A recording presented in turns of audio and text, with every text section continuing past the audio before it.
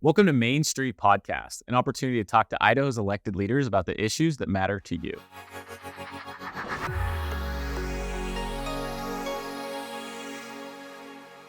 Welcome back to Main Street Idaho. It's a new year, a new season. We're lucky to kick it off with a friend, Senator Dave Lent, Senator out of District 33 in Idaho Falls and chairman of the Senate Education Committee.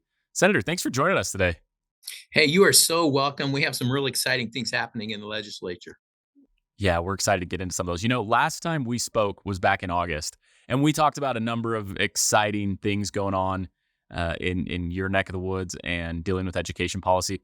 But we talked a lot about school facilities, and you had spoke about some of the stuff you were doing and collaborations you're working on, and you left us with a bit of a cliffhanger, Senator, when you said solutions were coming. Fast forward to last week, Governor Little in his State of the State announced a $2 billion with a B dollar investment for school facilities. Help us understand what's happened since we talked in August and then this announcement that came last week. Well, it seems it's one of those things you hear people talk about, they were an overnight success. This actually has been 2 years in the working. I co-chaired that subcommittee, interim committee 2 years ago on facilities, and it really kind of got the ball moving again. And, once you get these issues up in front of people and they start thinking about it, then the lights start to go on. And that was the case with this. So we had been talking about it last session. I brought a bill forward to utilize some endowment land money. And during this last summer, in talking with the governor's office, the governor has been very supportive of education issues. For example, I think it was 2 years ago, we did the insurance updates so teachers could participate. Last year, we worked on the coming from the bottom 10 to the top 10 and pay in our teacher pay. And this year, our issue was facilities and how are we going to bring our aging facilities up to date. Incidentally, as we talk about, these unfold gradually. 2 years ago, the Joint Legislative Oversight Committee, which I sat on, that's a committee where we ask them to do deep dives. And a deep dive we ask them to do is the condition of our facilities and the maintenance and deferred maintenance. And they're the ones that came back a couple of years ago and said, hey, we're $800 million approximately behind in our facility maintenance in K-12 facilities. So all of this has kind of come together, and the governor's office has been very supportive, as you saw in the State of the State. So exciting things happening, and now we're just all trying to make that happen in the session. Senator, let's talk a little bit about that report that you have legislative oversight over, the Office of Performance Evaluation. So they do these independent studies. And like you said, they did this deep dive. Maybe talk us through some of the shocking things or maybe not shocking things that came out of that report that triggered so much support of addressing this backlog. Well, school facility is one of those kind of, it's something that the events of the day tend to overrun when it comes to communities. Kids are still going to school, they go in the morning, they come home at night. But what it did is it brought to light some of these very specific things about buildings. An example, North Gym, 100-plus-year-old facility, they've remodeled 3 times, and they can't seem to get a bond passed there. And so I went over, this is over in the Chesterfield area, went through their school. Another example is the one out in Salmon. The governor actually went out there and looked at it, and in their existing elementary school, they have raw sewage because of some pipe breaks flowing underneath their elementary school. So as we go out and actually take a look and then bring this so that people can see it, most people that I talk to are saying, "Hey, it's time we do something. This is a 30-year-old issue. We've been kicking the can down the road. It's time for us in the state to take a look at how we can solve this problem." And that's what we're off to do now. Yeah, and it was reported that district leaders had identified that, like 60 to 70% of district leaders had said that schools, they would rank their facilities as between fair or poor. So the question is, how did it get this bad? Well, we have a current system that we call the maintenance match. So back in the day, they set up a process where the state would help districts contribute to building maintenance and upkeep. And so based on the problem that we found is they take the square footage of a school, and then they utilize, I think it's either 81 or $83 per square foot, and then they calculate the state's going to support based on a replacement cost there.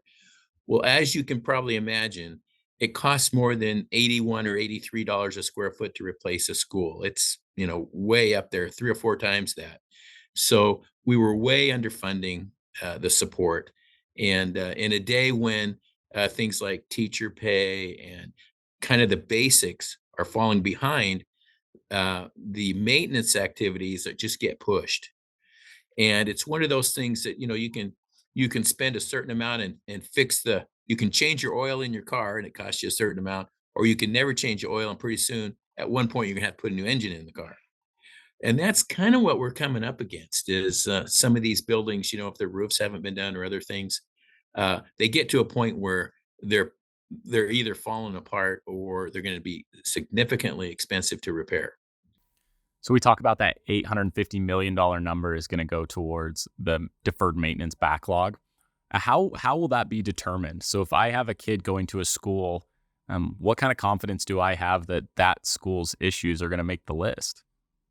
So the maintenance backlog or the deferred maintenance part of the 200 million that we're talking about here, and incidentally, I think it's important for people to understand the way it's proposed is this is based on our economic growth in the state. So, in other words, as our economy grows, the revenue from sales tax goes up as well. And so what we're doing is we're taking that margin of growth that we're having, some of that margin, and actually putting it to work for us in facilities. So we're not asking for new taxes. What we're doing is we're leveraging growth back into our infrastructure. And I just want to say this while I'm thinking about it. A really interesting thing about this is if you take that $200 million and that'll be in a 10-year bond, and then there would be another one. The idea is that it would get reissued every 10 years.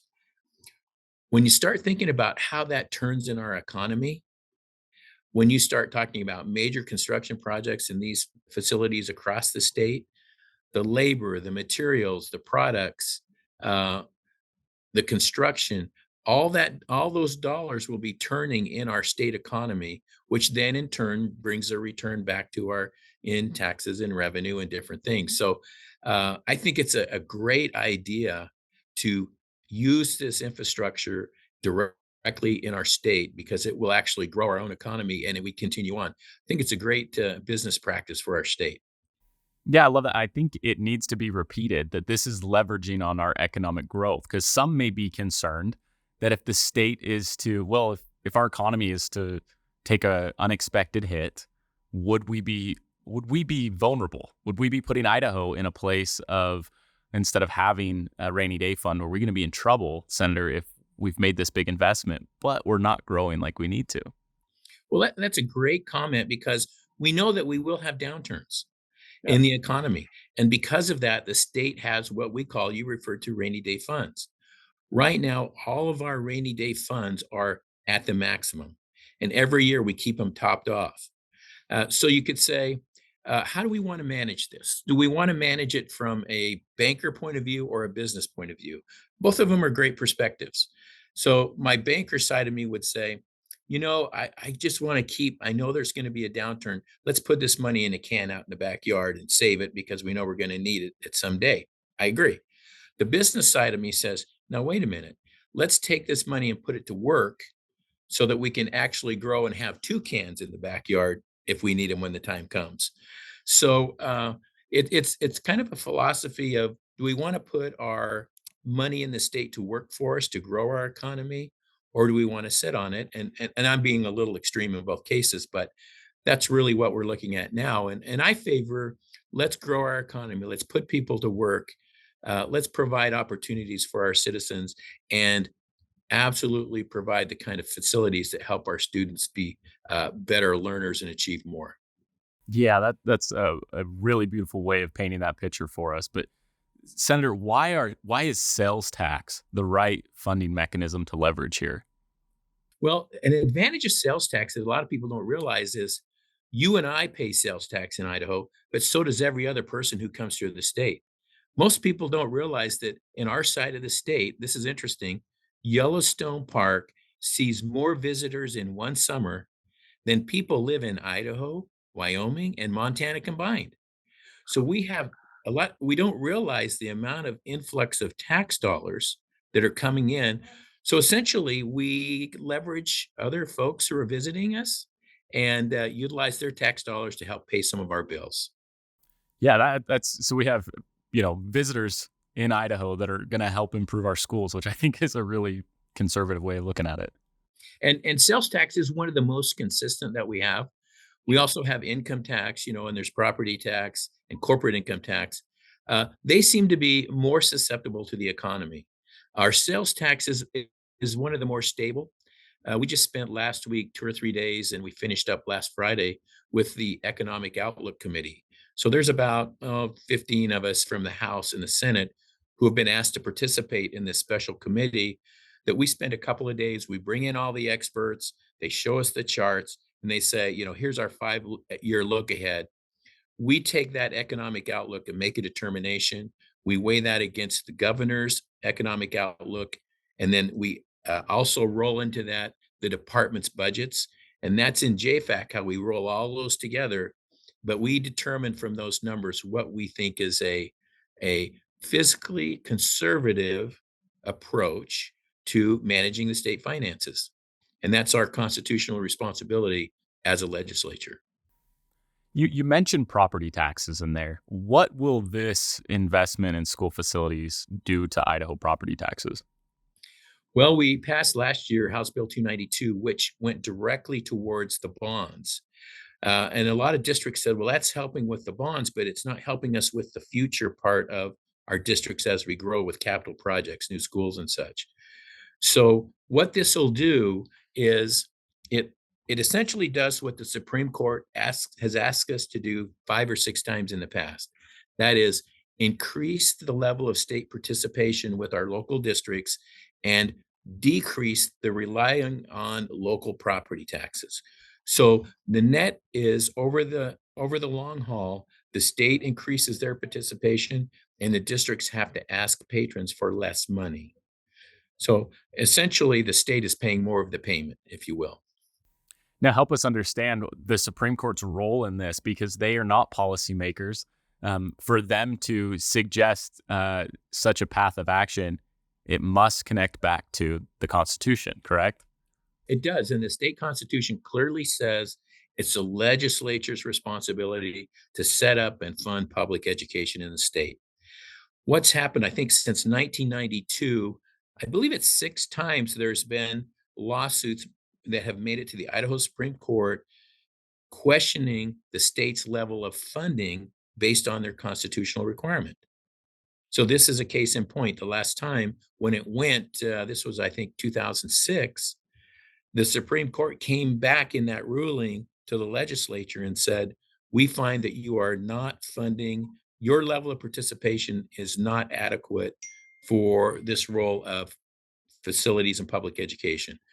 It was pretty clear from the since it's the legislature's responsibility, the court couldn't do it or couldn't direct the legislature, but they could make a ruling saying, "Hey, legislature, you are missing the boat on this particular case."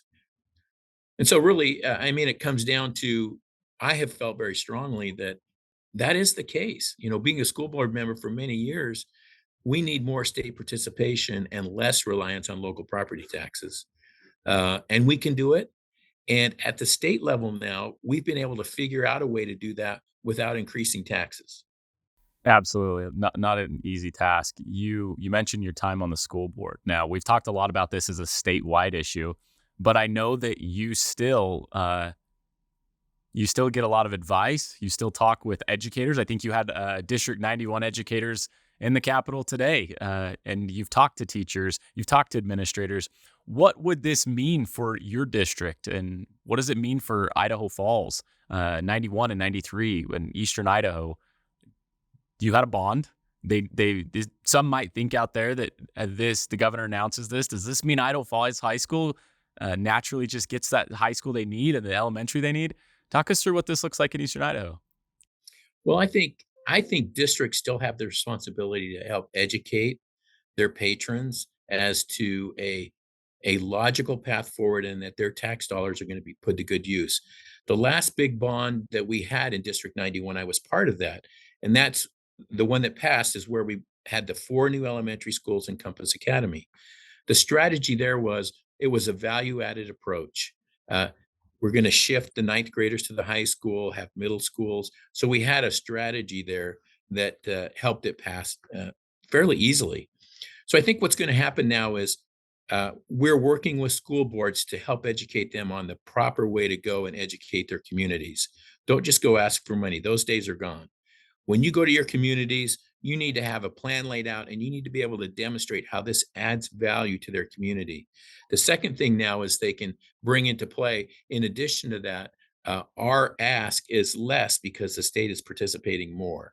And they can help the patrons understand the financial side of this, which I think is what they're asking for. They just want to make sure that, those people who are elected to oversee their school districts are doing so prudently and in the best interest of the students. Now, when we hear 2 billion, some may be concerned about that money getting spent in the wrong places. So circling back this idea of where this money's actually going to go and how it's going to be divvied out, maybe talk us through what the money can go towards and more importantly, what that money will absolutely not be going towards. Yeah, so it's really capital projects with the original thought was capital projects, which means a new construction, Okay. remodeling, and then districts. What we wanted to do is not penalize districts that have done a good job. And we didn't want to, and in managing their finances and working with their districts. There are districts who have done that. We didn't want to penalize them, and we didn't want to make it easier for districts who hadn't done that. So there's a couple of things that come into play. One of them is the bond levy equalization. So it's something that we already use, but it takes into account, we're talking about the equity of size of school districts.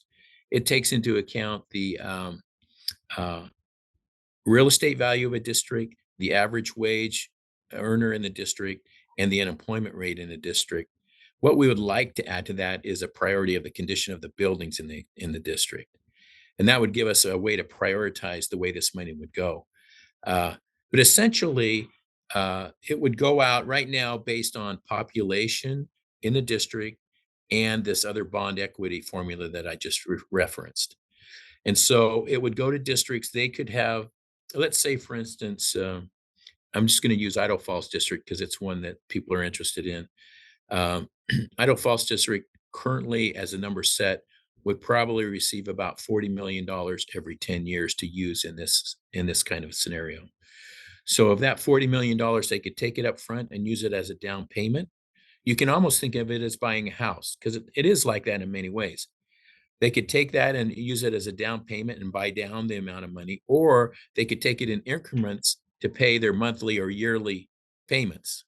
So maybe it would be 2 million a year or whatever the case may be to offset the cost. They would have to make that decision based on interest rates and what's, the best situation for them. But essentially, that money becomes available to the district for them to use primarily for capital projects, but also it would be available for other remodels as well. All right. That clears up a lot for some of us that we're trying to figure out how it could be utilized. Now, there's going to be some who say that it's not enough money. And then there are some within even your own party who will argue that it's way too much.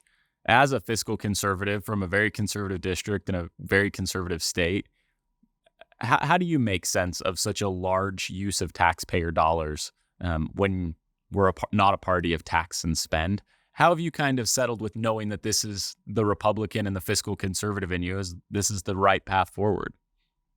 Well, the fiscal conservative and also the Republican in me is the strong business case. I want a strong economy. And to do that, I need to have a business plan, essentially, which is what we're talking about here, uh, that would provide a way. Now, if you say it's too much money, a lot of folks aren't really aware of what it costs to build buildings nowadays. As an example, when we built the 4 elementaries, the new elementaries that we have, we were spending 12 million a piece on those. And we used the same plan all for all four of them. Now to build a new elementary, it's about 25 to 30 million. So that price has gone up that much more. And that was one of the arguments that we tried to make was escalation in prices. It's just like when you bought your home or someone in Idaho Falls. If you bought it 5 years ago, you increased in equity quite a bit. And so this real estate purchasing and using these tax dollars, you can say, well, does it make more sense to buy a home or does it make more sense to rent?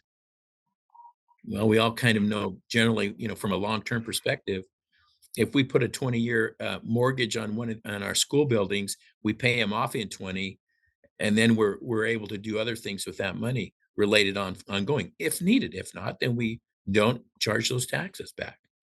But I think local uh, school board members represent in our democracy. They represent the taxpayers in the community.